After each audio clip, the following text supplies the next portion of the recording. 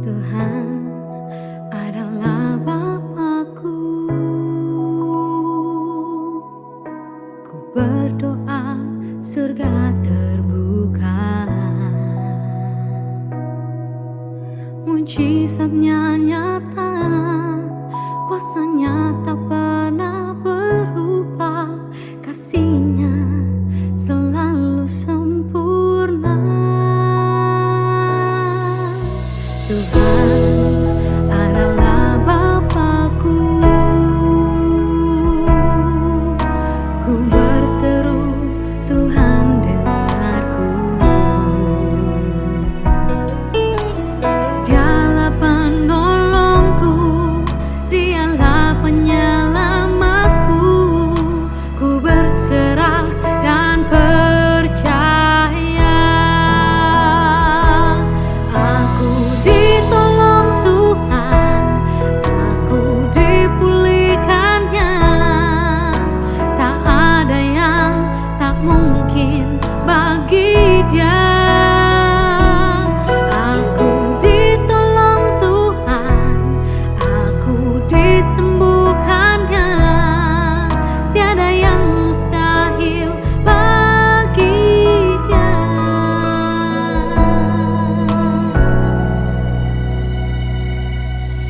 Tuhan adalah Bapakku. Ku berseru, Tuhan dengarku. Dialah penolongku, Dialah penyelamatku. Ku berserah dan percaya. Aku ditolong Tuhan, aku dipulihkannya. Tak ada yang tak mungkin bagi Dia. Aku ditolong Tuhan, aku disembuhkannya. Tiada yang mustahil bagi Dia. Saat aku berdoa dalam nama Yesus, kuasanya bekerja dalam nama Yesus. Aku disembuhkan, aku diberkati, aku terima mujizat dalam nama Yesus.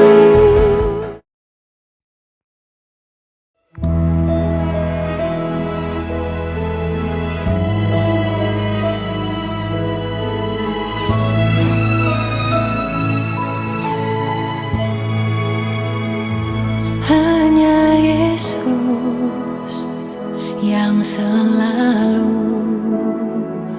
bersamaku di setiap waktu.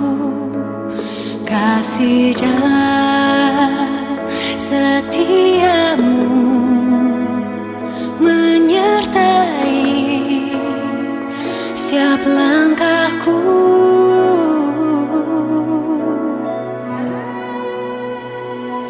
Semua karena anugerah-Mu Tuhan, ku ada hari ini. Dengan apa kan ku balas kasih-Mu? Ku bersyukur selamanya Kau setia.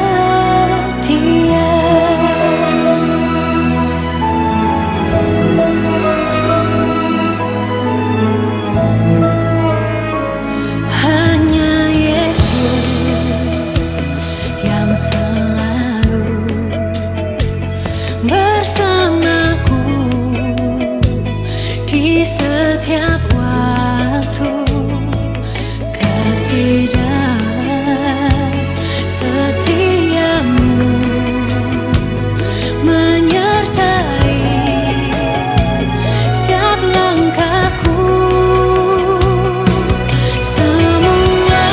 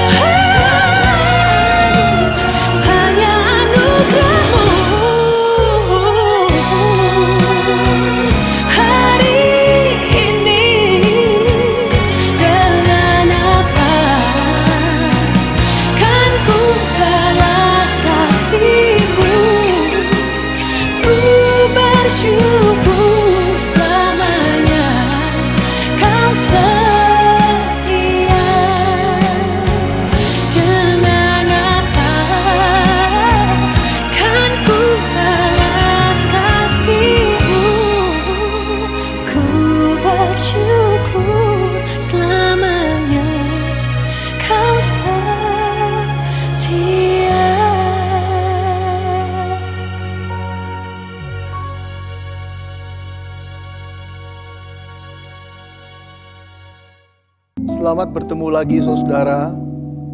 Kita berada dalam satu kebaktian. Kita tahu Tuhan hadir di tengah-tengah kita dan akan berfirman, memberikan kekuatan kepada kita. Mari saudara, saya ingin membacakan sebuah ayat yang terambil dari Mazmur 22 ayatnya yang pertama.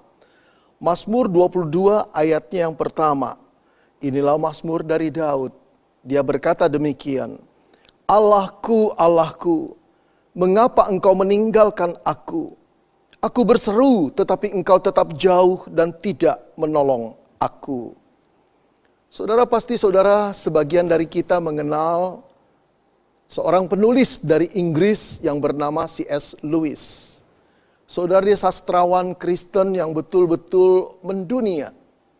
Di dalam salah satu tulisannya, hasil karyanya yang berjudul The Chronicles of Narnia, itu menjadi satu karya yang gemilang saudara, yang disaksikan oleh orang-orang hampir di seluruh dunia ini.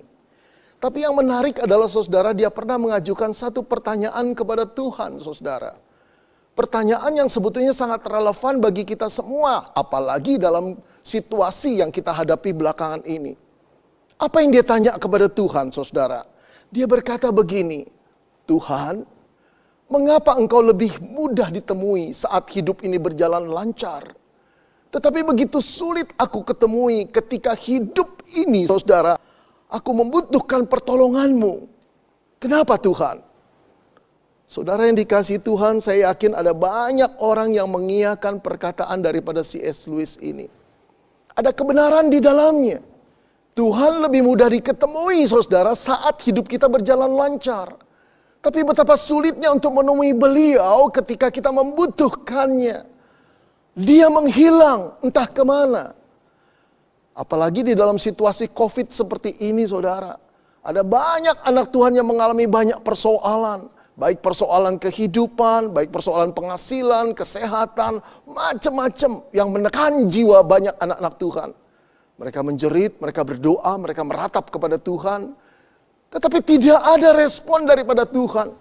Tidak ada jawaban doa yang nyata yang mereka alami. Lalu di manakah Tuhan itu sebenarnya, saudara? Saudara-saudara, mungkin saja pertanyaan itu menjadi pertanyaan saudara saat belakangan ini. Karena memang itulah yang dihadapi oleh kebanyakan orang pada umumnya. Saudara, saya kenal seorang anak Tuhan. Ia dan istrinya merupakan pelayan-pelayan Tuhan yang mendedikasikan hidupnya sepenuhnya bagi kemuliaan Tuhan. Saudara, walaupun sepasang suami istri ini hanya karyawan biasa dan gajinya juga pas-pasan saudara, tetapi mereka sungguh-sungguh hidup dengan pengucapan syukur dan melayani Tuhan sebagai WL di gereja mereka. Saudara, satu kali ada kabar berita bahwa perusahaan di mana sang suami bekerja, saudara, akan mengadakan pemberhentian sementara beberapa pegawai karena kasus COVID-19. Oh saudara, sang suami berdoa kepada Tuhan agar ia dihindari dari pemutusan pekerjaan ini. Tetapi apa kenyataannya saudara? Ketika pengumuman itu keluar, namanya tercantum di daftar orang yang harus dirumahkan. Saudara, terpukullah dia. Namun jauh lebih terpukul saudara, ketika dia pulang ternyata istrinya juga mendapat perlakuan yang sama di perusahaannya. Saudara-saudara, betapa menakutkannya jalan hidup mereka di depan. Sudah terbayang saudara, bulan depan mereka harus membayar kontrak rumah. Ada 13 kali cicilan motor yang harus mereka bayar. Masih 13 kali. Belum cicilan TV, belum biaya hidup, belum dukungan buat orang tua mereka. Oh saudara-saudara yang dikasihi Tuhan, terbayanglah kesulitan-kesulitan yang akan mereka alami. Belum genap 3 bulan saudara, kesulitan itu benar-benar menjadi-jadi. 3 bulan tanpa penghasilan sungguh merupakan badai yang begitu berat di dalam kehidupan mereka. Mereka menangis kepada Tuhan, mereka meratap, mereka berdoa, mereka berseru, Tuhan tolong kami. Tapi Tuhan tidak menjawab saudara. Tuhan tidak berespon, Tuhan tidak membuat jalan keluar. Mereka mengeluh seolah-olah mereka ingin berteriak, "Di mana Engkau Allahku? Di mana Engkau? Tolong kami." Saudara-saudara yang dikasihi Tuhan, apakah pertanyaan itu juga relevan bagi saudara? Saat belakangan ini jiwa saudara terhimpit oleh berbagai persoalan. Engkau meratap, engkau menjerit, engkau berdoa, engkau berseru kepada Tuhan agar Tuhan menolongmu. Tapi kebanyakan kita mendapatkan respon yang diam dari Tuhan. Tak ada tanggapan dari Tuhan. Barangkali engkau merasa diabaikan Tuhan, dianggap sepi. Satu pertanyaan besar yang ada dalam dirimu dan diriku barangkali adalah, di mana Engkau Tuhan saat kami membutuhkan pertolongan-Mu? Di mana Engkau? Saudara yang dikasihi Tuhan, kalau kita melihat Alkitab, ternyata para nabi pun mengalami perasaan yang sama di tengah-tengah pergumulan yang hebat. Saudara, saya ingin mengisahkan beberapa. Yang pertama, Daud. Saudara, sejak Daud hendak dibunuh oleh Saul, Raja Israel yang pertama, karena iri hatinya, dimanapun dia ada, dia diburu oleh tentara kerajaan Israel. Daud terpaksa melarikan diri, saudara, dari gurun ke gurun, bersembunyi dari gua ke gua, penuh ketakutan dan kecemasan, saudara. Saudara, di dalam kefrustasian Daud, letih, lesu jiwa dan fisiknya, dia berseru kepada Tuhan, "Allahku, Allahku, mengapa Engkau meninggalkan aku?" Itu tertera dari Mazmur yang kita baca tadi, Mazmur 22 ayat yang pertama. Kisah lain, saudara, saya ingin pergi pada orang yang bernama Ayub. Seorang yang kaya raya, pedagang yang sukses, yang Alkitab katakan Ayub adalah orang yang saleh, jujur, takut akan Tuhan, menjauhi kejahatan. Tapi saudara tahu, satu kali musibah datang menimpa di dalam hidupnya berturut-turut, saudara. Ternak-ternaknya dirampok orang, ladang-ladangnya dijarah orang. Kemudian putra-putrinya yang sedang berpesta dalam satu rumah mati binasa seketika bersama-sama ketika bencana alam terjadi. Lalu setelah dia pilotnya, saudara, badannya penuh dengan borok dari ujung rambut sampai ujung kaki, saudara. Hidupnya seperti gembel sampai istrinya menghina dia dan akhirnya meninggalkan dia. Saudara, di tengah kefrustasian Ayub mencari Allah, Ayub memohon kepada Allah, Ayub menjerit kepada Allah. Namun di mana Allah? Saudara, dengarkanlah keluhan Ayub yang berkata, "Sesungguhnya kalau aku berjalan ke timur, ia tidak kudapati di sana. Atau ke barat, tidak kudapati dia. Di utara ku cari dia, dia tidak tampak. Aku berpaling ke selatan, aku tidak melihat dia." Oh, saudara-saudara, betapa sedihnya. Satu ungkapkan perasaan Ayub yang kehilangan Allah justru pada saat-saat dia membutuhkan Tuhan. Saudara-saudara, sebenarnya Allah itu di mana saat kita menghadapi persoalan hidup yang begitu berat? Apakah Allah masih peduli kepada kita yang disebut anak-anaknya? Mengapa pertolongannya tidak datang segera mungkin? Apakah dia puas melihat kita menderita, penuh kesakitan, keterancaman, kegelisahan? Sebenarnya Allah itu di mana? Saudara-saudara, mari kita menelusuri Alkitab lagi untuk melihat Allah itu ada di mana pada saat umatnya mengalami persoalan berat, menjerit dan berseru untuk memohon pertolongannya. Mari kita lihat Daud, saudara. Memang sepanjang hidup Daud, saudara, hampir diwarnai oleh banyak kesulitan-kesulitan hidup. Tapi saat Daud mengalami bahaya, apakah Allah diam? Apakah Allah meninggalkan Daud? Tidak sama sekali, saudara. Allah beserta dengan Daud. Pada waktu Daud menghadapi Goliat yang tinggi besar, Allah menyertainya. Pada waktu Daud dikejar-kejar oleh Saul di dalam keadaan yang begitu berbahaya dari gua ke gua, Allah menyertainya. Pada saat Daud, saudara, dikudeta, dikejar dan hendak dibunuh oleh anaknya Absalom, Allah menyertainya. Tidak pernah dalam kehidupan Daud Allah absen menyertai Daud. Saudara, ingatkah saudara ketika bangsa Israel mau diancam untuk dipunahkan atau digenosid oleh seseorang yang membenci bangsa Israel. Dia mempengaruhi Raja Ahasveros. Siapa yang turun membela? Esther namanya. Permaisuri raja, dia keturunan Yahudi. Allah tidak nampak, bahkan di dalam kitabnya pun tidak disebut nama Allah. Tetapi bukan berarti Allah tidak hadir. Dia menggerakkan Esther untuk menjadi kepanjangan tangan menyelamatkan bangsa Israel dari kepunahan. Saudara, itu berarti bahwa Allah tidak pernah tinggal diam terhadap nasib umatnya. Walaupun dia tidak kelihatan saudara, tapi dia menyertai umatnya. Saudara, penyertaan Allah dalam wujud yang tertinggi adalah turunnya Yesus Kristus menjadi manusia.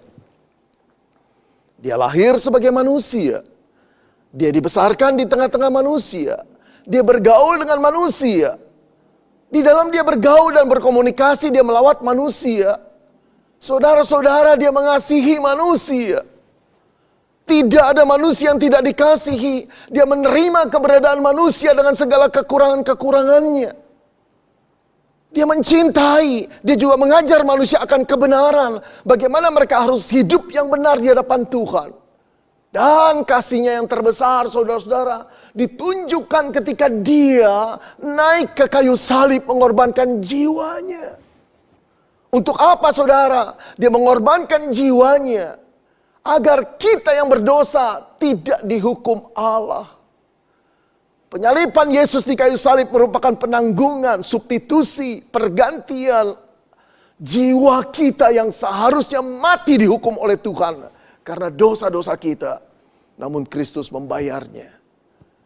Saudara-saudara, saat dia ada di kayu salib, saat itu murid-muridnya meninggalkan dia. Saat itu pengikut-pengikutnya malah berbalik mencaci maki dia. Saat itu saudara, justru Allah meninggalkan dia. Sehingga menjeritlah anak Allah itu, Allahku, Allahku, mengapa engkau meninggalkan aku? Saudara, dialah satu pribadi, satu-satunya pribadi yang sebetulnya tidak bisa ditinggalkan oleh Tuhan.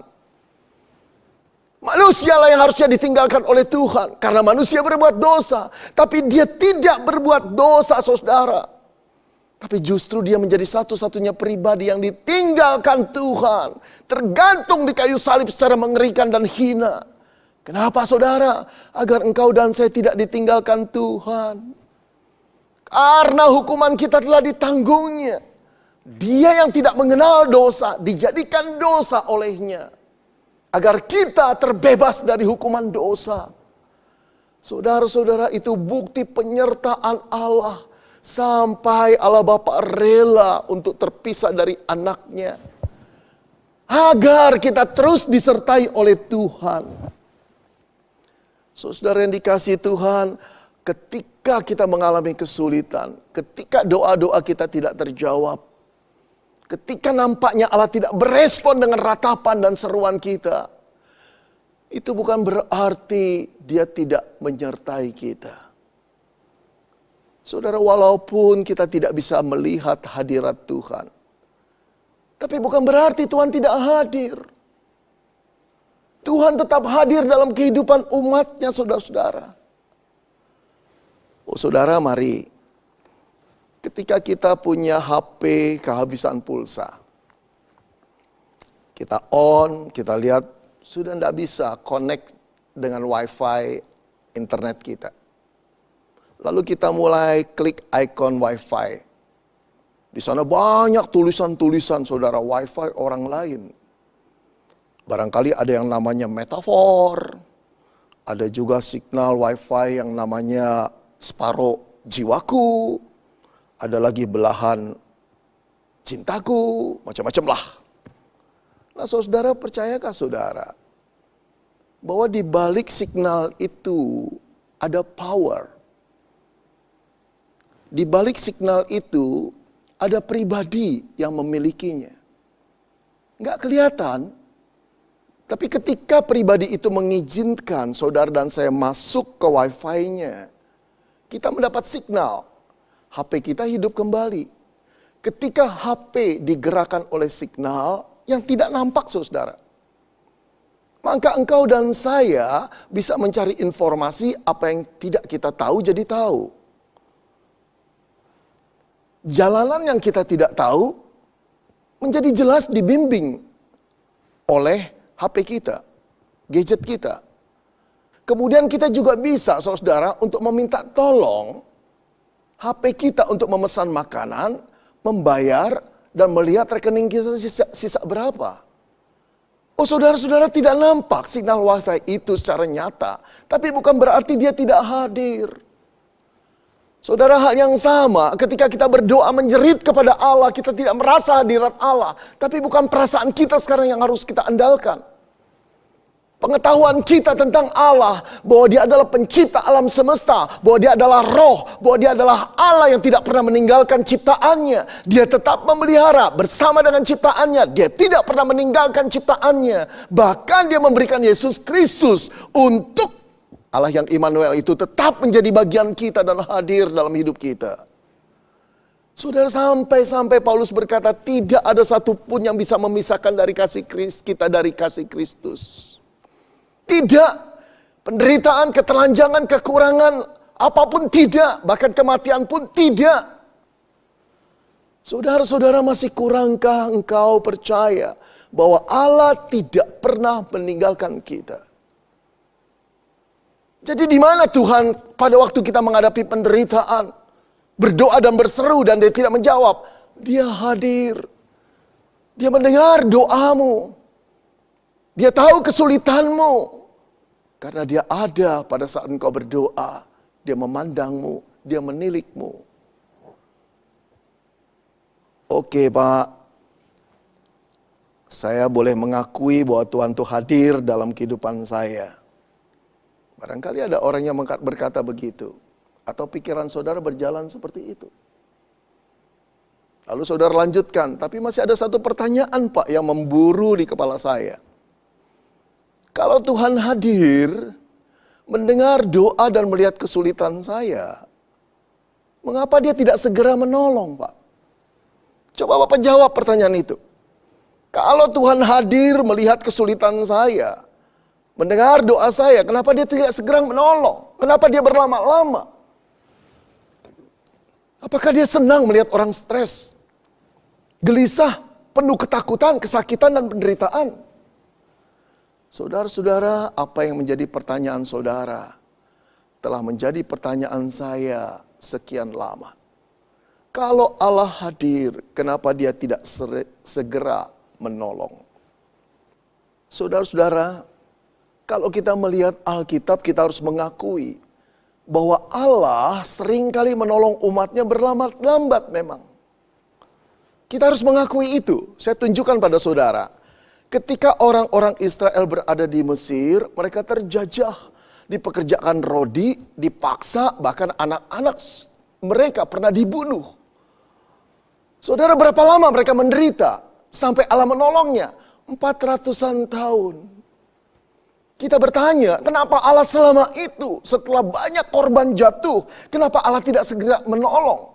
Katanya dia hadir, tapi kok tidak menolong? Saudara-saudara, mengapa Allah tidak menolong Israel di Mesir sampai 400 tahun kemudian? Jawabnya kita tidak tahu dan tidak ada seorang pun yang tahu. Mari saya perlihatkan lagi saudara. Ketika bangsa Israel dijajah di Babel, sebagai orang-orang jajahan yang terbuang di sana, kehidupan mereka tidak nyaman, tidak senyaman kampung halaman mereka bukan. Mereka menjerit kepada Tuhan ketika mereka terancam untuk digenosid, saudara. Sampai Allah membebaskan mereka. Berapa lama Allah membebaskan mereka? 70 tahun. Kenapa begitu lama? Kenapa tidak 7 tahun? Kenapa tidak 7 bulan? Kenapa tunggu 70 tahun? Seolah Allah itu memang berlama-lama dan menikmati kesulitan umatnya. Saudara-saudara, mengapa Allah begitu lama menolong umatnya? Jawabnya, kita tidak tahu saudara. Dan tidak ada seorang pun yang tahu. Mari kita berangkat dan mempertanyakan kepada Tuhan. Kenapa dia begitu lama menolong Daud, menolong Ayub di dalam kesulitannya. Sampai belasan tahun mereka bergumul di dalam ketakutan dan kefrustrasian. Di dalam ancaman bahaya dan penderitaan. Kenapa Allah menolong mereka sampai belasan tahun? Saudara, harus kita katakan kita tidak tahu jawabannya. Dan tak seorang pun yang tahu. Namun saya ingin mengutip sebuah ayat saudara. Yang Yesaya katakan demikian. Sebab rancanganku bukanlah rancanganmu. Dan jalanku bukanlah jalanmu. Demikianlah firman Tuhan. Seperti tingginya langit dan bumi. Demikianlah tingginya jalanku dari jalanmu. Dan rancanganku dari rancanganmu. Saudara, firman ini berkata Tuhan tidak bertindak secara sembarangan. Asal-asalan, tanpa perencanaan. Dia juga tidak bertindak secara intuitif. Seperti seorang seniman yang hanya berkarya kalau datang inspirasi. Atau dia bukan seperti seorang gadis yang mudi. Yang hanya mau melakukan sesuatu yang sesuai dengan tergantung perasaannya. Tidak sama sekali saudara. Allah adalah Allah yang terencana. Allah adalah Allah yang berhikmat. Allah adalah Allah yang pandai. Allah adalah Allah yang maha bijak saudara.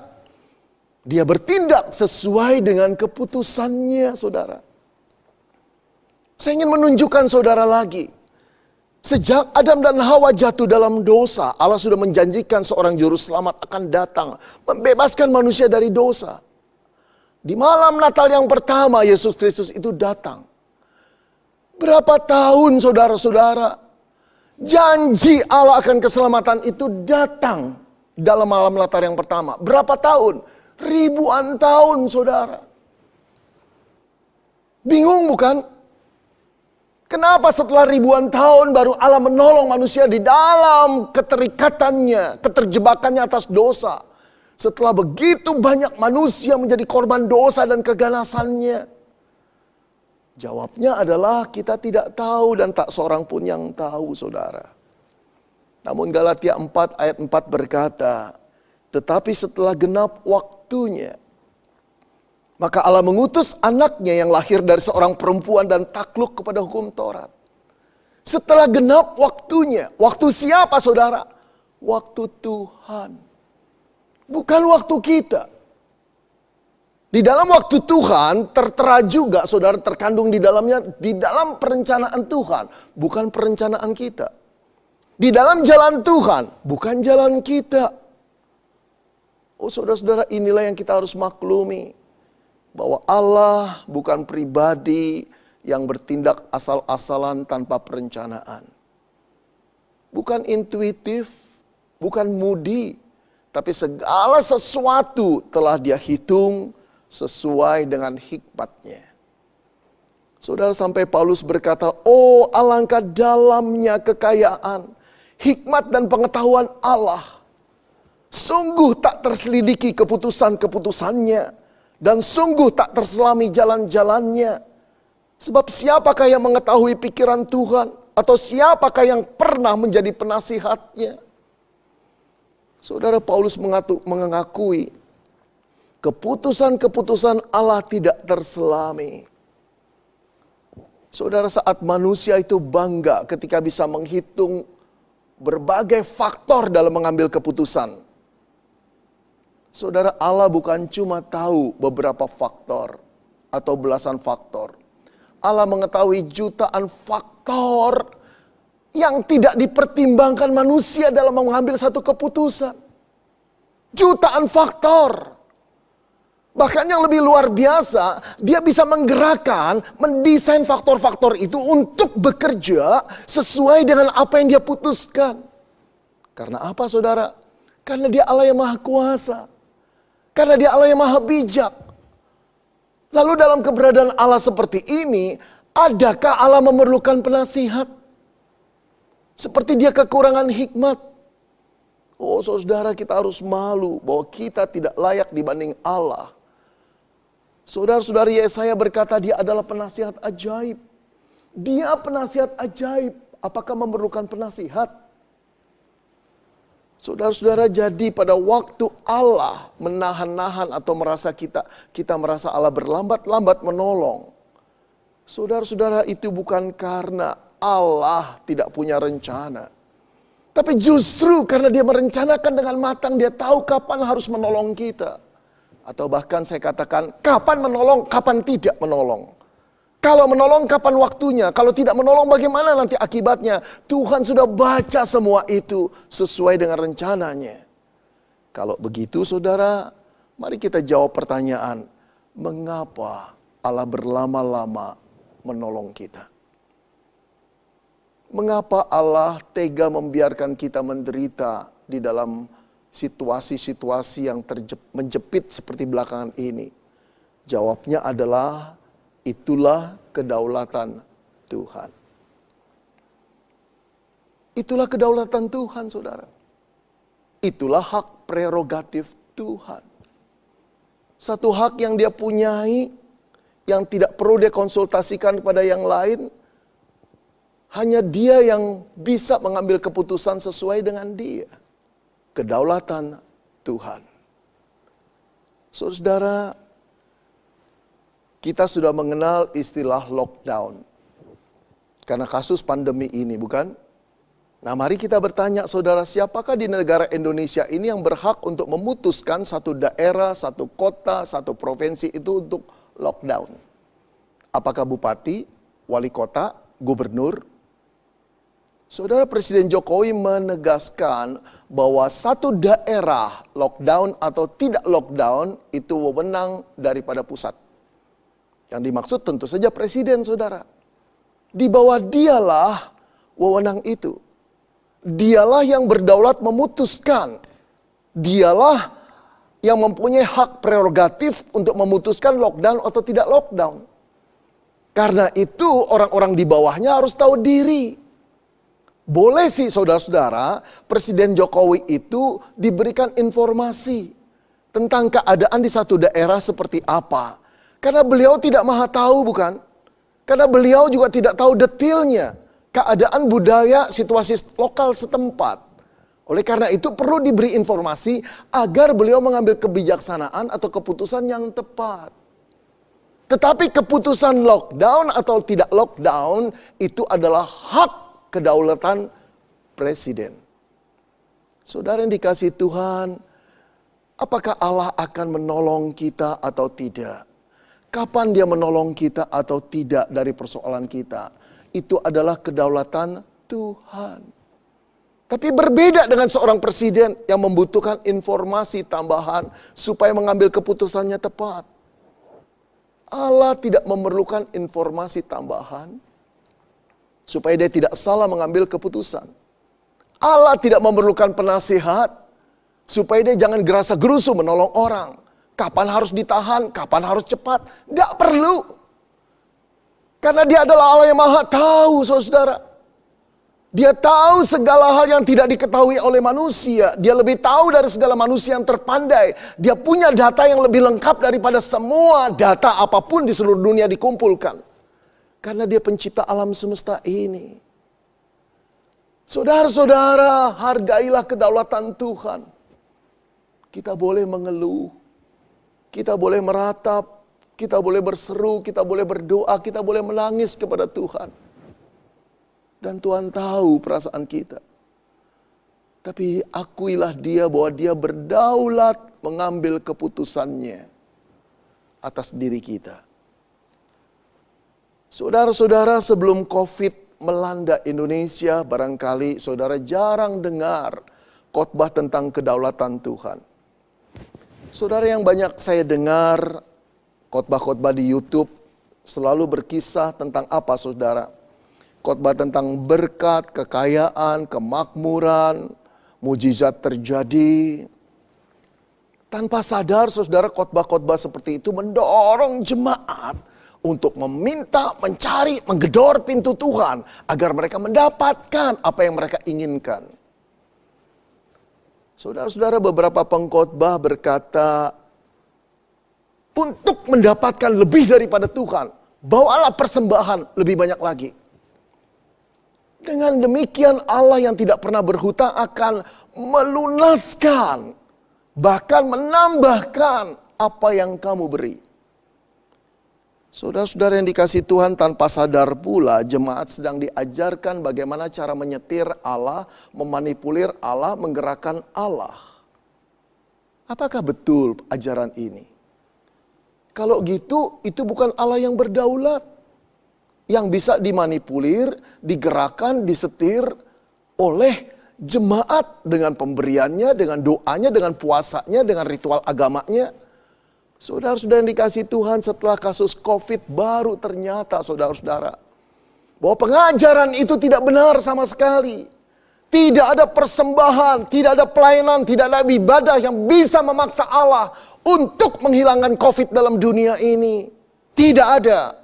Tidak ada doa, tidak ada iman, tidak ada puasa, tidak ada penengkang-penengkingan untuk membuat COVID ini hilang dari muka bumi. Tidak ada minyak urapan saudara yang bisa mengusir COVID dan menangkal COVID dari tubuh anak-anak Tuhan orang Kristen. Tidak ada. Karena apa saudara? Karena Allah tidak bisa dipaksa. Dia adalah Allah yang berdaulat. Bagian kita adalah let God be God. Biarkan Tuhan menjadi Tuhan. Biarkan Tuhan memutuskan apa yang kehendaknya, rancangannya. Bagian kita adalah mentaatinya, menghormatinya, tunduk kepadanya. Dan menunggu waktu Tuhan menjadi waktu kita. Saudara yang dikasihi Tuhan, ingatkah saudara pada kasus Sadrah, Mesah, Abednego, teman-teman Daniel. Ketika berada di Babel, di bawah kerajaan Babel, rajanya Nebukadnezar, yang menginginkan seluruh orang menyembah patung emasnya. Tapi Sadrah dan Mesah Abednego mengatakan tidak. Mereka ditangkap, mereka ditanya sekali lagi oleh raja, maukah engkau menyembah? Kalau menyembah kami lepaskan, kalau tidak menyembah kamu akan dibakar. Saudara, mereka berkata, kami tetap tidak akan menyembah patung Tuanku. Saudara, raja marah sekali, memerintahkan pegawai-pegawainya untuk memanaskan tungku perapian 7 kali lipat lebih besar dari semula.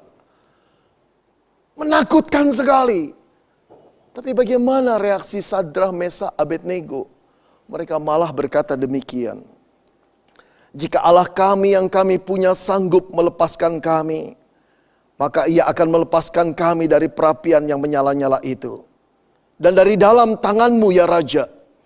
Tetapi seandainya tidak, hendaklah Tuanku mengetahui ya Raja, bahwa kami tidak akan memuja dewa Tuanku dan tidak akan menyembah patung emas yang Tuanku dirikan itu.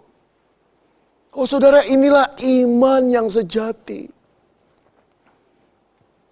Iman yang tetap setia dalam keadaan apapun.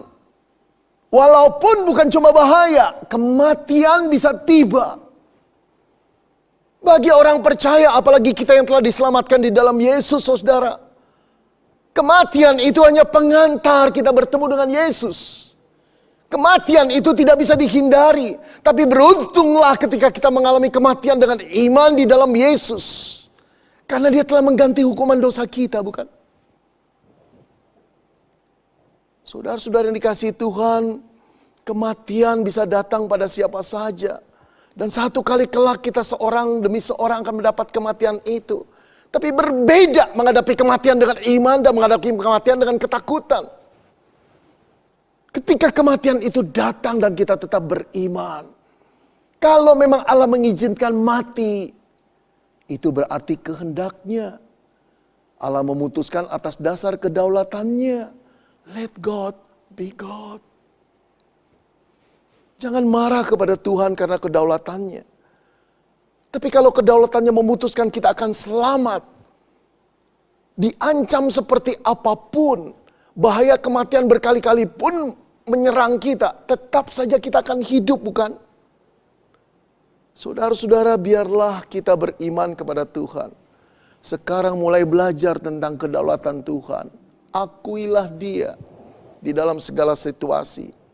Boleh berdoa, boleh berseru, boleh berharap. Tapi jangan paksa Tuhan. Jangan kau berpikir karena engkau beriman, karena engkau melayani Tuhan, karena engkau memberi persembahan, karena engkau berbakti kepada Tuhan, maka Tuhan akan mengabulkan doamu. Terserah Tuhan, suka-suka Tuhan. Karena dia Allahnya, bukan kita Allahnya Tuhan. Saudara-saudara, belajarlah untuk menghormati Tuhan. Mengasihi dia dalam segala keadaan. Apakah kita hanya mau menerima apa yang baik dari Tuhan, tapi ketika kita sulit kita marah kepada Tuhan? Saudara-saudara, saya ingin sekali mengisahkan kisah seorang anak Tuhan yang bernama Michael Robert Marampe. Viral di medsos beberapa minggu yang lalu. Saudara, usianya 28 anak muda ini. Pekerjaannya adalah dokter. Ia berasal dari kota Mobagu, Sulawesi Utara. Saudara, pada dasarnya Dr. Michael ini hendak merencanakan pernikahannya pada tanggal 11 April bulan lalu. Dengan kekasihnya, dengan tunangannya yang sudah dia kenal bertahun-tahun. Orang-orang yang takut akan Tuhan pula mereka berdua ini. Saudara, tetapi karena tugas panggilannya, dia merawat orang-orang yang terpapar COVID, mereka berunding dan menyatakan setuju untuk memundurkan atau menunda perkawinan mereka, saudara. Tetapi justru karena mereka menunda perkawinan mereka ini dan tetap melayani orang-orang COVID, Dr. Michael terkena COVID-19. Saudara, dia dirawat di rumah sakit. 8 hari lamanya dia dirawat di sana, saudara. Lalu dia mengunggah videonya yang penuh dengan simpati. Saudara, saya percaya bahwa orang tuanya, tunangannya, teman-temannya, koleganya, sahabatnya, bahkan pasien-pasiennya berdoa untuk Dr. Michael. Satu dokter yang baik, yang simpati, yang merasa panggilan hidupnya dalam melayani orang-orang yang menderita. Ini tugas mulia daripada Tuhan. Dan dia orang beriman. Kalau teman-temannya, koleganya, tunangannya, orang tuanya berdoa kepada Tuhan, seharusnya Tuhan dengar, bukan? Satu doa yang benar-benar diharapkan dikabulkan oleh Tuhan. Tapi apa yang terjadi? Pada tanggal 26 April bulan lalu, saudara, Dr. Michael Marampe meninggal dunia. Oh, saudara-saudara, merataplah teman-temannya, merataplah dunia kedokteran, merataplah tunangannya, merataplah orang tuanya. Merataplah kita orang-orang Kristen. Dengan satu pertanyaan, mengapa Tuhan kau tidak tolong anakmu? Kurang apa dia? Oh, saudara yang dikasih Tuhan, bukan kurang apa Michael itu. Tapi kita harus mengakui keputusan terakhir berada di tangan Allah, bukan di tangan kita. Dia Allah yang berdaulat. Dia Allah yang maha tahu apa yang harus dilakukannya. Dia bukan tidak berbelas kasihan. Justru karena dia berbelas kasihan dipanggil anaknya yang dia kasihi, Michael Marampe itu. Untuk pulang menikmati kekekalan, kemuliaan. Saudara, bagi orang-orang yang hidup dalam Kristus, mati adalah keuntungan. Itu bukan cuma slogan. Itu satu pemahaman yang dalam tentang iman Kristen. Itu satu janji Allah. Ketika kita pulang di dalam Kristus, itu adalah satu keuntungan. Di sanalah Bapa akan menerima kita. Di sanalah Bapa akan memperlihatkan rumah yang disediakan Kristus. Bukan karena kita baik. Tapi karena Kristus penebus kita telah membayar lunas seluruh hukuman dosa kita. Saudara-saudara yang dikasihi Tuhan, tidak selalu saya harapkan kita yang terjepit masalah dan kena COVID akan meninggal dunia. Tentu tidak. Kita boleh berdoa. Dan kedaulatan Tuhanlah yang memutuskannya. Jangan sedih, jangan takut. Dengan mengakui kedaulatan Tuhan, disitulah kita menunjukkan iman yang sejati. Lakukan apa yang kau pandang baik, Tuhan. Aku akan menerimanya. Tuhan akan menghibur, Tuhan akan menguatkan engkau dan saya di dalam masa-masa sulit ini. Tapi jangan, saudara, jangan berkurang imanmu kepada Tuhan. Justru di saat seperti inilah Tuhan menguji apakah iman kita menjadi emas yang murni atau cuma besi, karatan yang tak berharga. Biarlah kita berkata, Tuhan tolong aku untuk boleh mengakui Engkau Allah yang berdaulat. Lakukanlah apa yang Kau pandang baik bagi kami anak-anak-Mu. Amin. Lebih meriah lagi buat Tuhan Yesus.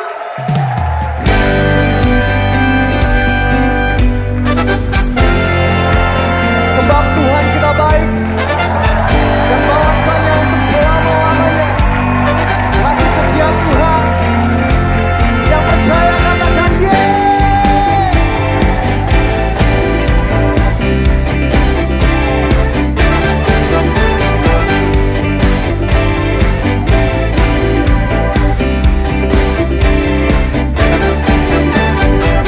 Memasuki gerbangnya Tuhan dengan hati yang bersyukur, ku bersorak memuji Tuhan. Dialah sukacitaku, sebab Dia baik, Dia sungguh baik. Kasih setianya untuk selamanya, sebab Dia baik, Dia sungguh baik. Kasih setianya kekal, sebab Dia baik, Dia sungguh baik. Kasih setianya untuk selamanya, sebab Dia baik, Dia sungguh baik. Kasih setianya kekal selamanya.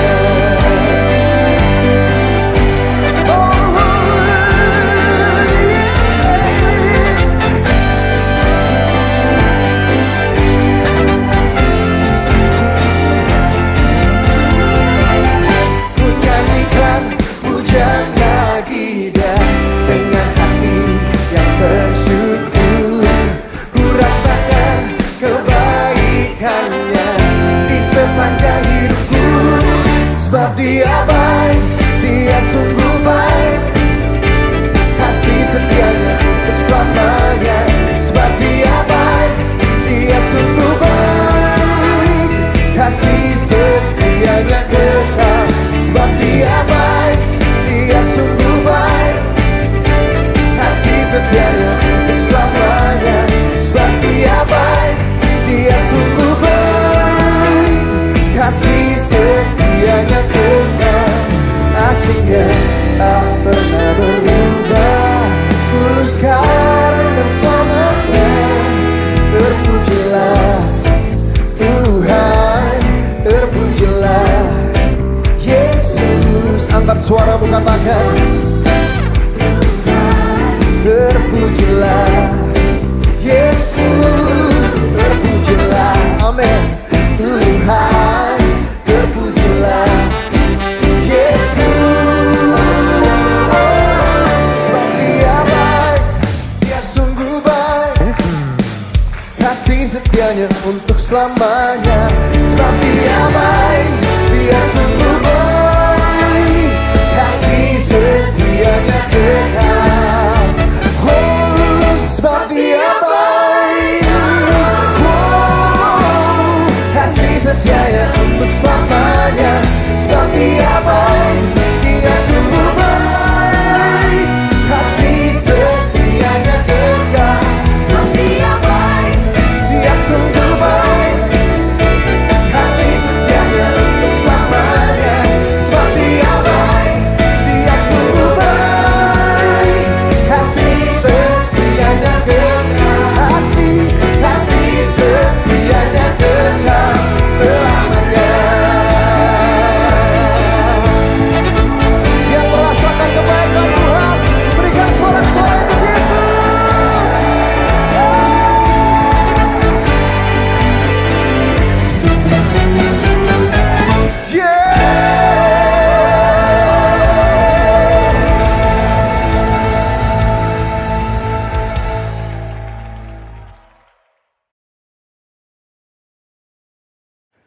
Sekarang, terimalah kasih karunia dan damai sejahtera Tuhan Yesus Kristus, dan kasih Allah Bapa kita, serta persekutuan Roh Kudus menyertai setiap kita, sekarang, seterusnya, dan selamanya. Amin.